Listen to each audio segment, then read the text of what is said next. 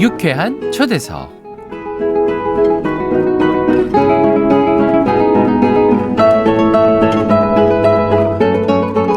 자, 이 사순 시기가 되면 우리가 순환곡들을 또 감상하게 되는데요. 그중에 그야말로 예술적 정점이자 인류 최고의 또 유산이라고 할 수 있는 요한 제바스티안 바흐의 마테오 순환곡, 이 감상 아니할 수가 없죠. 그래서 오늘 이 마테오 순환곡을 이제 4월 4일 롯데 콘서트홀에서 저희 7시 30분에 또 기념비적인 공연을 갖는 서울 모테트 합창단의 박지영 지휘자님, 예술 감독님 모시고 또 이야기를 나눠볼까 합니다. 박지영 선생님 나오셨습니다. 안녕하세요. 네, 안녕하세요. 네, 반갑습니다. 예. 평화방송에 오래간만에 오셨죠? 예, 꽤 오랜만이에요. 네. 예. 얼마나 오래되셨나요? 그걸 기억을 못할 정도로 좀 오래된 것 같아요. 거의 뭐 한 15년, 20년 가까이. 네네네. 예. 아유, 이제 앞으로 좀 자주 모시도록 하겠습니다. 이 여러 가지 그 순환곡들이 있는데 또 네. 바흐 이전에도 순환곡이 있었잖아요. 근데 이렇게 바흐의 마테오 순환곡이 그 순환곡의 어떤 정점으로 이렇게 우리가 연주되고 또 들어야 하는 이유는 무엇인지 좀 말씀해 주시겠어요? 예, 그 순환곡의 역사를 볼 때는 네. 순환곡이 원래 이렇게 그냥 순환곡이라고 우리가 보통은 얘기를 하는데 네. 조금 정확히 표현하면 순환 오라토리오입니다. 그래서 그냥 순환곡이라는 그런 하나의 별도의 타이틀을 붙이는 건데 네. 오리지널 이름을 구태여 얘기하자면 순환 오라토리오고 이것도 오라토리오에 속한다는 거죠. 그래서 오라토리오의 유래가 그렇듯이 바로크 시대 초기에부터 성행하던 그리고 많은 사람들에게 인기를 얻었던 그 오페라의 영향을 받았고 그 오페라의 그런 드라마적인 요소와 그런 좋은 이 장점들을 교회에서 하고 싶은 마음이 있지만 어떻게 이렇게 연극을 하고 그러겠습니까? 미사나 이런 데서. 그러다 보니까 그 오페라가 가지고 있는 장점을 이 교회 음악에 가지고 온 거죠. 그래서 연기가 없는, 연기는 하지 않는 이제 드라마가 된 거죠. 그럼 뭐 이렇게 생각하시면 되겠어요. 옛날에 그 라디오가 성행하던 시절에 그 라디오로 드라마를 하는 것 같은 그런 라디오 극장. 라디오 극장. 그렇죠. 그래서 그렇게 됐고 그 순환곡이 바로크 시대 초기부터 발달되기 시작했는데 그 특히 텔레만이나 또 핸델도 썼고요. 그다음에 그 특별히 많이 쓴 사람은 이제 슈츠. 이제 그 슈츠 같은 분은 그 순환곡을 4개 쓴 것이 다 복음서에 나오는 그걸 다 썼고요. 그리고 바하도 역시 지금 연주가 되는 것은 이제 마테오와 요한 두 가지지만 그 루카나 마르코의 그 이제 성경을 이제 소재로 해서 그 썼다는 것도 이렇게 남아 있기도 하고 흔적도 남아 있고 그렇습니다. 그렇군요. 그런데 이 우리한테 가장 또 익숙한 것이 마테오 순환곡이고, 그렇죠. 요한 순환곡은 마테오 순환곡에 비하면 연주가 좀 적게 된다고 볼 수 있겠습니다. 그럴 수도 있는데요. 아닌가요? 오히려 반대 현상이 최근에는 그렇군요. 전에는 그야말로 뭐 그 마테오가 그야말로 뭐 독보적인 그런 작품이다 보니까 그랬는데 점점 요한의 그 빈도수가 높아지고 있습니다. 왜 그러냐면 이 마테오는 합창단도 2개, 오케스트라도 2개가 필요한 양식이고 엄격하게 따지면 솔리스트들도 소프라노, 알토, 테너, 베이스 4명만 한다고 되는 게 아니고요. 원래 양쪽 오케스트라 합창단 쪽에 솔로가 4씩 있어요. 그 8에다가 예수님과 복음사가까지 하니까 솔로가 최소 10명에 거기에다가 또 작은 역할을 하는 그런 역할들이 또 있잖아요. 그러면 끝도 없죠. 그러니까 연주자도 너무 많이 필요하고 공간적인 거 여러 가지 면에서 그리고 그 연주되는 시간이 아무리 빨리 해도 2시간 반 이상 걸리고 그렇죠. 오토 클램페러 같은 대지휘자는 3시간 40분 동안 연주를 한 적도 있으니까 그러니까 점점 더 요한순환곡의 그 연주 빈도수가 높아지고 있습니다. 네, 그렇군요. 정말 그 모테트 합창단이 이제 공연한 2009년 그렇죠. 연주 버전이 예술전당 버전인 것 같은데요. 예, 맞습니다. 그 공연이 유튜브에 있어서 그 옛날 그 추억을 되살리면서 봤거든요. 근데 너무 훌륭하더라고요. 그 뭐 글쎄요, 하여간 합창단이나 오케스트라나 제가 뭐 그런 인사를 들을 건 아니고 정말로 바하라는 작곡가가 정말 위대한 분이고 그 어떤 것으로도 대체할 수 없는 그런 분이다 생각이 들고 제가 엊그제도 페이스북에 그저께가 바하의 생일이었기 때문에 생일 축하 메시지를 페이스북에 쓰면서 제가 이런 얘기를 했습니다. 바하가 그가 남겨놓은 작품뿐 아니라 여러 가지 평생에 걸쳐서 했었던 음악사적 업적들이 많은데 그것 때문에 바하를 알건 모르건 바하의 음악에 관심이 있건 없건 클래식의 취미가 있건 없건 뭐 심지어 대중음악만 좋아하는 사람들이라 할지라도 바하 이후의 모든 인류는 바하의 큰 은덕을 입고 살아간다는 것을 좀 알았으면 좋겠다. 제가 그런 얘기를 썼습니다. 그러니까 바하가 위대한 것이죠. 그래서 뭐 키스 자렛이나 뭐 이런 피아니스트들, 재즈 피아니스트나 이런 분들도 바흐 곡은 꼭 연주를 하잖아요. 그렇죠. 재즈로 또 편곡해서 그렇죠. 자크 루시의 트리오나 뭐 또 그 키스 자렛도 그렇지만 또 바비 맥퍼린 같은 사람이 그 기괴한 그 테크닉으로 혼자서 그냥 뭐 바하 거를 많이 하잖아요. 그렇습니다. 참 그 많은 분들에게 특히 잊을 수 없는 영감을 주는 그런 바흐인데요. 최근에 이제 피터 셀라스가 그 연출을 해가지고 뭐 베를린 필하모닉 오케스트라 연기하면서 이렇게 하는 또 버전도 나와서 굉장히 정말 대단하죠. 정말 그냥 보통 쓰는 말로 그냥 입이 떡 벌어지고 그러니까 그 음악적으로도 완벽할 뿐만 아니라 그러한 새로운 시도를 한다는 게 뭐 우리도 해보면 안 되냐 이렇게 쉽게 얘기할 수는 있지만 저는 그건 아니라고 보거든요. 그러니까 정말 음악적으로 완벽하기 때문에 그렇기 때문에 그 이상의 것이 시도가 된다고 생각하거든요. 그러니까 아직도 저희는 그냥 흉내 내느라고 바쁩니다. 그 모테트 합창단이 이제 그 2009년 이제 공연 말고도 또 다른 공연에도 참여를 하셨다면서요, 마테순환곡? 그러니까 저희 합창단에서 주최하고 단독으로 해서 하는 마테순환곡은 2009년에 저희 합창단이 창단이 20주년 됐을 때 기념으로 했고요. 그 전에 90년대 중반쯤에 주한 독일문화원의 원장으로 계셨던 분이 음악가였어요. 그래서 그분이 한국을 떠나기 전에 꼭 자기가 지휘를 한번 하고 싶다 해서 저희가 같이 협연을 하게 됐고 옛날에 그 박고영 신부님께서 지휘하시던 아퀴나스 합창단 그 합창단과 저희 합창단이 그때 같이 협연을 해서 그때도 예술의 전당에서 했던 걸로 기억나는데 그걸 공연했던 기억이 있습니다. 한스 위르겐 나겔 맞습니다. 그 문화원장 독일 문화원장 기억납니다. 지휘도 하고. 자, 그래서 이 작품 속으로 이제 좀 들어가 볼까 하는데요. 첫 번째 곡부터 굉장히 의미심장한 합창이 등장하죠. 그렇습니다. 이제 작곡자가 과연 왜 이런 곡을 첫 곡으로 썼을까? 그 다음에 왜 이런 조성, 이런 리듬 이런 걸 썼을까가 참 상징적이잖아요. 그러니까 이 첫 번째 곡이 연주에 따라 다르지만 빨리 하면 7분 중반 정도 되고 늦게 하는 사람은 아까 말씀드린 대로 그 12분 가까이 연주도 있거든요. 그게 보통은 한 7, 8분 걸린다 보는데 이 긴 곡에서 어떤 것을 이제 했을까? 그 첫 번째로 생각할 수 있는 건 뭐냐면 이 곡의 첫 곡의 그 리듬이 그 바로크 시대의 중요한 그 이 음악적 모티브 중에 하나가 이제 시칠리아나 춤곡.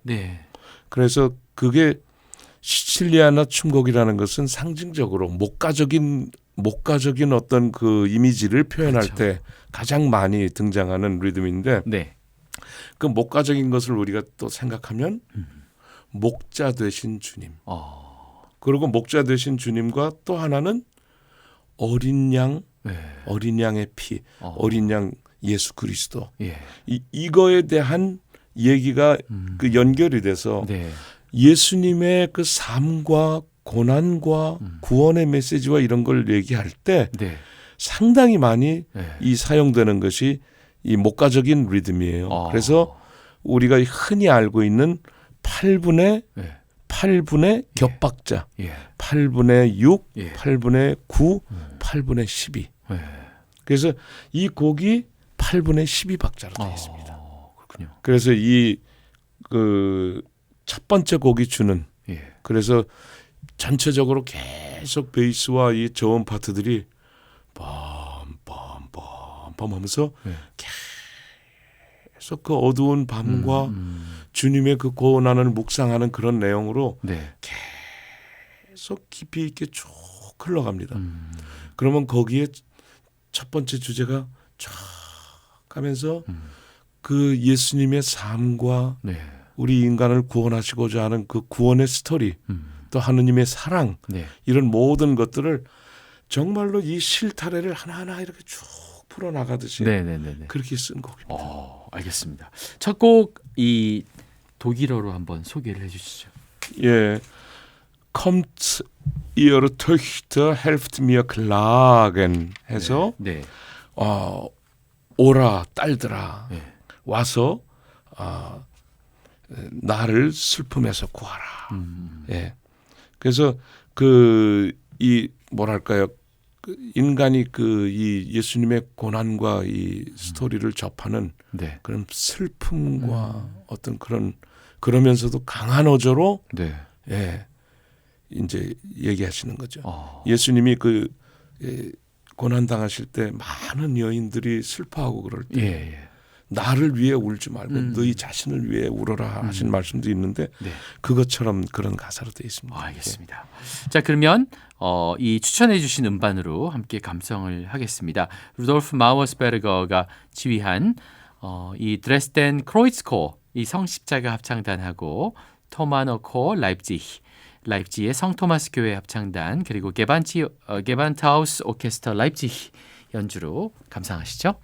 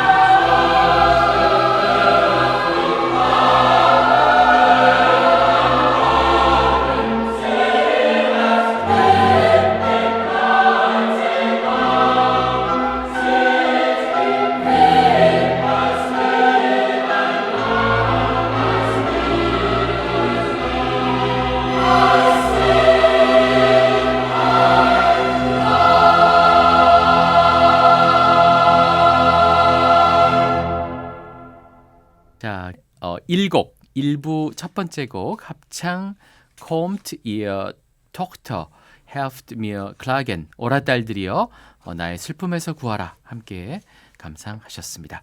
자, 근데 이 루돌프 마우에스버거가 지휘한 이 라이프치히 게반트하우스 오케스트라하고 토마노코하고 또 드레스덴 크로이츠코 이 성십자가 합창단 연주를 들어보니까 굉장히 그 예스럽다는 생각이 많이 들고 예, 그렇죠. 이게 1970년 녹음이잖아요. 네네. 그러니까 동독 시절의 녹음이네요. 그렇죠. 이 곡을 이 음반을 골라주신 이유가 궁금합니다. 예, 참 너무 많죠. 정말 뭐 훌륭한 음악가들이 너무 많고 네. 그 옛날의 대가들만 해도 한 10명 정도는 막 꼭 들어야 된다고 추천하고 싶고 예. 요즘 또 알테무직 하시는 분들 네, 고음악. 대가들 하시는 분들도 한 10분 정도 추천하고 싶은데 그래도 제가 이 곡을 한 것은 아무래도 그 세련된 면에서는 요즘 그 고음악을 하시는 연주자들의 연주가 훨씬 더 세련됐고 그런 점들이 참 많죠. 그렇지만 이것이 멘델스원에 의해서 다시 마테오 순환곡이 그 이제 재현되고 그 이후로 지금 100 몇십 년 동안 그렇죠? 그 오랜 시간 동안 연주가 되어 오면서 그 오리지널리티 그야말로 바흐의 음악과 그 바흐의 정신 그다음에 그 독일 음악의 그런 전통을 잘 유지한 연주를 좀 한번 들어보시는 것도 좋겠다. 네. 그리고 그때 당시에 이 토마노코와 드레스덴의 그 합창단도 그렇지만 다 소년 합창단으로 돼 있어서 7, 8살 된 아이들로부터 변성기 그 합창단에서 변성기를 맞이하고 이제 뭐죠? 떡거머리 총각 분위기가 나는 그런 청소년 아이들이 테너 베이스까지 하는 예 그런 합창 원래도 그렇게 연주를 처음에 했었으니까 그렇게 들어보시는 것 참 좋겠고 또 하나는 게반트하우스 오케스트라가 그 오랜 옛날부터 지금도 그렇습니다. 그 토마스 교회에서 1년에 수십 차례의 그 교회력에 의한 음악회가 계속 이제 있는데 그 음악회들을 게반트하우스 단원들이 가서 늘 함께 협연하게 돼 있습니다. 그래가지고 그 게반트하우스 단원들은 그 일반 오케스트라 단원들처럼 뭐 바로크서부터 현대음악까지의 그런 그 마스터피스들의 최고의 연주자인 동시에 바하 음악의 최고의 또 권위자들이에요. 그래서 그 정말 기가 막힌 연주력을 보여주고 있는데 제가 최근에 늘 라이프치히 갈 때마다 그 연주들을 보는데 그 게반트하우스 오케스트라의 부악장으로 조윤진이라는 바이올리니스트가 있어요. 그분이 이제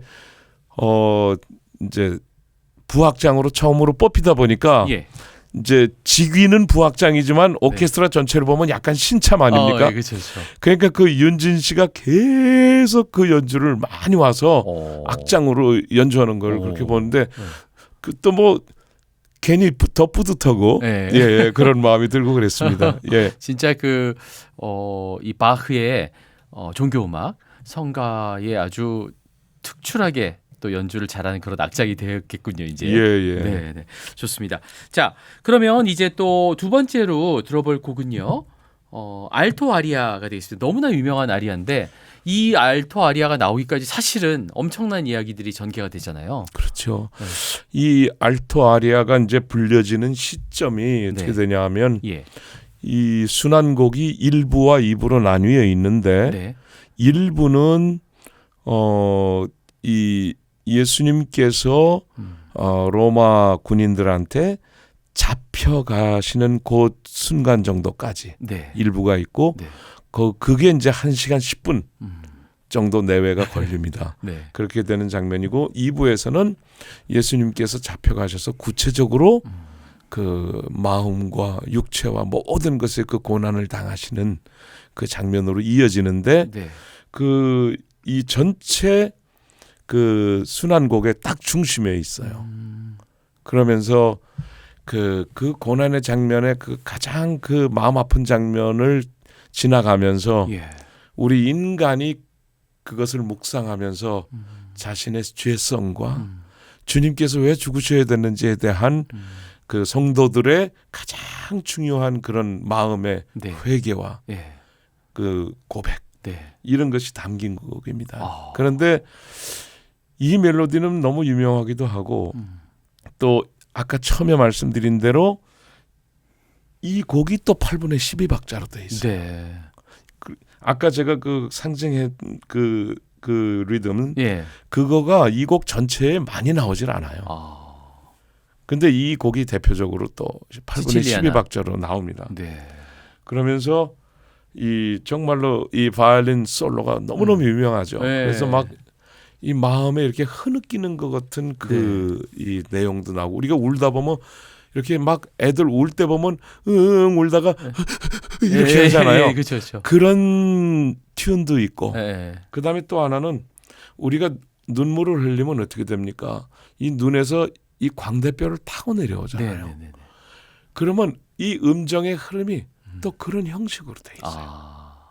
그리고 또 하나는 우리가 죽음 하면 또 무덤을 생각하잖아요. 그러면 우리가 산소를 생각하면 우리 전통적인 그 산소는 이렇게 봉분이 이렇게 그렇죠. 공깃밥 이렇게 거꾸로 이렇게 덮어놓은 것처럼 돼 있잖아요. 물론 서양의 무덤은 그렇게까지는 안 되죠. 그렇죠. 무덤 보면 이렇게 플랫하게 이렇게 땅이 되는 것도 있지만 그 약간씩은 이렇게 라운드를 치잖아요. 그게 이제 전통적으로 동서양적으로 이게 무덤의 뉘앙스인데 그래서 많은 작곡가들이 사람의 죽음과 무덤과 특히 순환곡에서 예수 그리스도의 순환과 이거를 노래할 때 많은 곡의 음정이 이 봉분의 이 타원의 모양을 그린 게 많아요. 여기 아리아에도 그런 게 많이 나옵니다. 음악적 표현이 정말 기가 막히네. 그렇게 하고 또 하나는 뭐냐면 이 십자가와 예수님의 고난을 생각하면 이게 십자가가 상징적 조형이잖아요. 그래서 그 십자가의 모형을 음정으로 계속 그림 그리듯이 그립니다. 그래가지고 그 크로이츠라는 그 십자가라는 단어가 안 나와도 그 고난의 의미와 이런 것들을 상징할 때 계속 악보에다 십자가를 그립니다. 그러니까 이 마테오 순환곡에 십자가 그림을 그린 게 바하가 여기 수천 개가 나옵니다. 그래서 계속 주님의 십자가를 묵상하게 만들었어요. 우리들은 그걸 그냥 아름다운 멜로디다, 멋있다 이렇게 생각하는데 그게 그렇지 않습니다. 그런 게 있기 때문에 우리 마음속에 이 음악을 듣고 더 그 말씀에 대한 주님의 고난에 대한 더 깊은 묵상이 가능해지는 겁니다. 야, 그러니까 바흐가 이 그 악보 안에 다 숨겨놓았군요. 그렇죠. 그거를 뭐라고 하냐면 워드 페인팅, 텍스트 페인팅. 단어의 인토네이션, 액센트, 의미, 한 문장의 의미를 그림으로 사실화를 그리듯이 그렸다는 거예요. 그거의 가장 완벽한 모형이 바하가 되는 것이죠. 정말 이거 평소에 정말 듣기 힘든 이런 멋있는 해설을 해주셔서 너무나 감사드리고요. 이 깊이 우리 묵상하면서 들을 수 있을 것 같습니다. 특히 예전에 이제 라이프치히 게반트하우스 오케스트라하고 토마나코가 와가지고 이 마테오 순환곡을 예술연당에서 2번 이렇게 연주해 준 적이 있는데 그때 제가 봤거든요. 근데 그때 바이올린 솔로 나오는데 막 정말 울컥하더라고요. 알토 아리아랑. 그렇죠. 자, 이 곡을 좀 소개해 주시겠습니까? 이 곡은 지금 톤 코프만 그 알테 무지카를 주도해 나가는 아주 대표적인 연주자 그 중에 한 분이죠.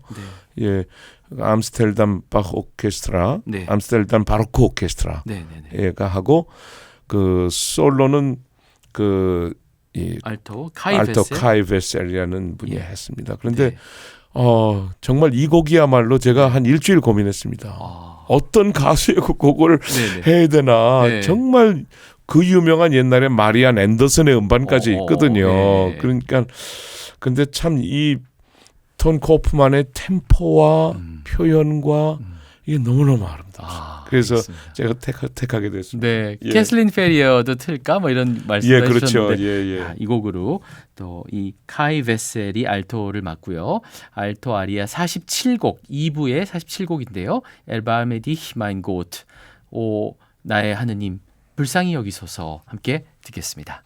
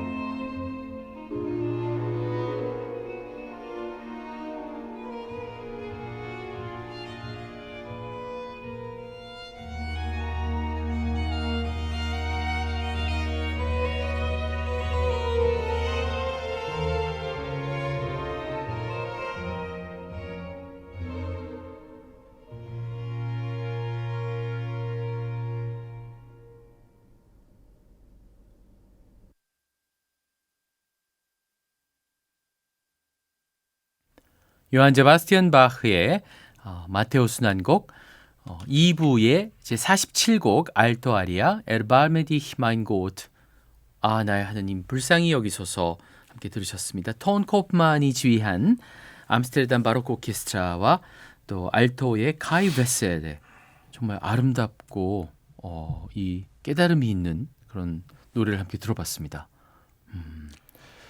이건 정말 특별하죠. 이 전체 곡 중에서도. 정말 특별합니다. 네. 그래서 많은 사람들이 이런 생각을 하거든요. 네. 바하는 어렵다. 네. 그 다음에 정말로 전문가들 안에서도 네. 특별한 사람들이 좋아하는 거다. 이렇게 자꾸 생각하는데 네. 그리고 일반적으로 네. 그야말로 베토벤은 위대한 정신의 승리. 네. 이렇게 해서 그냥 오소독소고 굉장히 진지한 음악만 있다 자꾸 생각하잖아요. 네. 그 다음에 멜로디의 창조자 모차르트. 자꾸 그렇게 인식하고 네. 바하는 어렵다 자고 하는데 네. 저는 멜로디의 창조자를 생각하면 모차르트의 전유물이 아니라고 생각하거든요. 예. 모르겠습니다. 나이가 조금씩 먹어가면서 더 느끼는 것은 네. 베토벤의 음악이 얼마나 해악이 넘치고 네. 재미있고 그렇죠. 그러면서도 네. 좀 이렇게 마음에 힘이 없는 사람들이 꾸준히 들으면 정말로 삶에 대한 어떤 의욕이 생길 정도로 네. 그런 여러 개의 다양성을 가지고 있듯이 바하 역시 그렇다는 거죠. 정말로 아름다운 멜로디의 창시자입니다. 네, 네. 예, 그래서 바하 음악이 조금 대위법적으로 쓰여 있을 때 사람들은 네. 자꾸 멜로디를 찾아 듣고 싶어하는 심리가 있으니까 네. 그게 참 조금 어렵게 들릴 수는 있는데 네. 그런데 모르고 들어도 우리의 정신과 육체적인 건강까지 네. 정말로 유익하다 이렇게 생각합니다.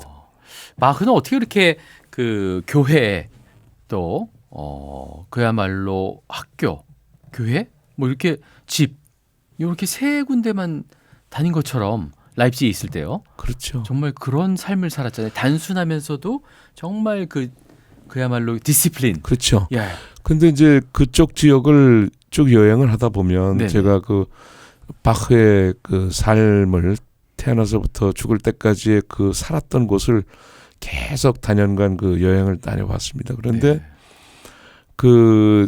어떻게 보면 지금 뭐 유럽 전체의 문화나 또 이제 독일도 네. 이제 옛날에 민주진영이었던 서독과 이런 쪽을 보면 동독과 이 동부 유럽과 연결되어 있는 라입치히나 드레스덴 이쪽이 덜 개발되어 있으니까 상당히 낙후된 것처럼 보이지만 그때는 튜링겐이라는 주에서 태어나서 바흐가 몇 개 도시에 있다가 이젠 작센주에 이제 라입치히를 갔는데 사실은 중세 시대로 보면 뮬하우젠이라는 이제 도시가 있는데 그 뮬하우젠이 바하가 공식적으로 월급을 받고 이제 직장을 구했던 두 번째 도시거든요. 네네네. 20세 이제 넘어가면서 거기에 도시가 중세 시대의 가장 큰 도시 중에 하나였습니다. 거기가 그렇군요. 중세의 가장 큰 도시 중에 하나였고 지금은 가죽 공예하면 어디를 생각하죠? 뭐 밀라노 그렇잖아요. 이태리. 피렌체. 그렇죠. 예. 뭐 터키도 유명하다고 네네네네네. 들었는데 중세 시대에 가죽 공예의 최고는 뮬하우젠이었다고 그래요. 그렇군요. 엄청난 도시였답니다. 네네네네. 그런데 이제 거기가 어떤 역사적인 것 때문에 굉장히 낙후되고 그런데다가 공산화되면서 더 그렇게 되는데 그런 데를 돌면서 결국은 바하가 라입치히에 온 것은 그 라입치히는 이렇게 이해하시면 됩니다. 네. 지금 시대로 치면은 뉴욕 같은 도시입니다. 뉴욕 하면은 그냥 그죠? 네. 그냥 미국의 중심 도시가 아니잖아요. 네, 그렇죠. 세계의 중심. 그냥 단순히 상업이 발달한 게 아니라 모든 세계의 문화와 경제와 모든 것의 중심지에 네. 이미지가 있잖아요. 예. 라입치히가 그런 곳입니다. 그렇기 때문에 바하뿐만 아니라 네. 그 유명한 독일의 작곡가들의 그 많은 사람들 예. 말러, 예. 슈만, 예. 그다음에 힌데미트, 예. 그다음에 멘델손. 그러니까 정말로 유명한 작곡가만 해도 그렇게 여럿이 거기 살았고 네. 그 영향을 받았으니까요. 그 어떻게 보면 단순한 생활이라고 볼 수도 있지만 네. 그 라입치히란 도시가 그렇게 거대하고 그 힘 있는 도시였기 때문에 네. 또 한편으로는 단순한 생활이면서도 네네네. 그게 어느 정도는 충족되지 않았나. 네. 그것도 있고 바흐가 2명의 부인에게서 20명의 자식을 낳는데 네. 성인이 되기 전에 10명이 죽었습니다. 그리고 10명이 이제 살아남았는데 네. 사실 뭐 가장으로서 뭐 어떻게 뭐 다른 생각을 할 수 있었을까요? 그 먹여 살리는 문제라든지 네. 뭐 그랬던 것 같아요. 굉장히 또 그 음악을 작곡하는 데 있어서 굉장히 또 슬픈 경험을 많이 했겠다 이런 생각도 그렇죠. 듭니다. 평생 장례를 치르지 않았나 싶습니다. 예, 그렇죠. 예. 자, 이제 세 곡이 남았는데 그 중에서 두 곡을 들어야 될 것 같아요. 그래서 어떤 곡을 하나 빼야 되는데 어떤 곡을 들을까요? 그러면 그래도 아우슬립의 이 아리아는 들어야 될 것 같고요. 그렇죠. 그다음에 마지막 네. 합창을 들어야 되겠고요. 네네. 중간에 코랄은 좀 아쉽지만 네. 예. 그렇게 하겠습니다. 그러면 이 2부에 57, 58곡 소프라노 레치타티보와 아리아 엘하드 운스 알렌 폴게탄 그는 우리에게 선한 일을 하셨나이다. 예, 근데 이게 레스타티보까지 들으면 너무 길어가지고요. 네네네. 아리아만 할까요? 예, 아우슬립의 이 아우슬리베 빌마인 하일란트 슈테르벤. 예. 사랑으로 인하여 나의 구세주는 죽으셨도다. 예. 이 곡을 함께 들어볼 텐데요. 자, 이 곡은 톤 코프만이 지휘한 그 음반에서 바바라 실리크라는 소프라노가 있는데요. 네네. 그 바바라 실리크는 그 알테무직 그 하시는 그 지휘자들에게 가장 그 인기 있는 참 훌륭한 소프라노입니다. 그래서 목소리도 아름답고 정말 연주력이 좋은 그런 소프라노입니다. 네, 알겠습니다. 자, 그러면 함께 들어보겠습니다.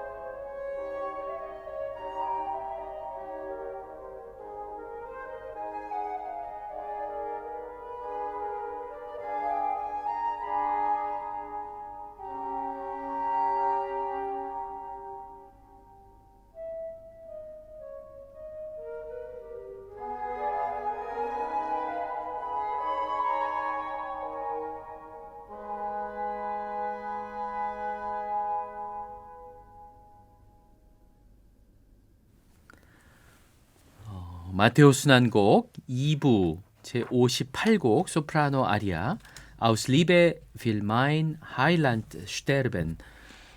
하느님의 사랑으로 인하여 나의 구세주는 죽으셨도다. 그러니까 실천하신 거죠. 하일란트가 이제 구세주가 되겠는데요. 네네. 자, 이 곡을 톤 코프만이 지휘한 디 암스테르담 바로크 오케스트라와 소프라노 바바라 슐리의 청아한 음성으로 함께 감상하셨습니다. 아주 깊이 묵상하게 되는 그런 곡이네요. 이제 마지막 그 합창으로 가야 될 시간이 안타깝게도 왔습니다.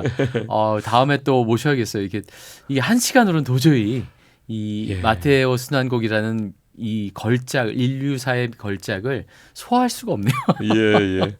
그래도 뭐 네. 이렇게 그래도 특별히 이렇게 집중해서 들을 수 있는 것 자체도 너무 좋은 것 같아요. 네, 아주 덕분에 아주 공부를 잘하고 있습니다. 자, 이제 마지막 2부 합창인데요. 어떻게 이 곡은 이 마무리를 할까요? 예, 이 곡은 그 제가 아까 이렇게 예수님의 그 돌아가시는 그 장면 이런 거에서 가사를 그림으로 그린다고 이렇게 했잖아요. 네네.